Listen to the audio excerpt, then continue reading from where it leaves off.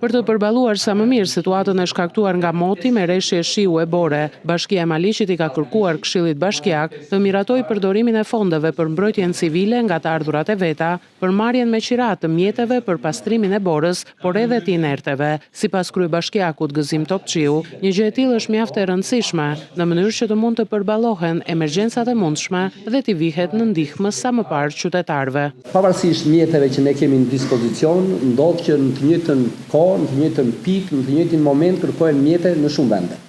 Dhe ne sado që të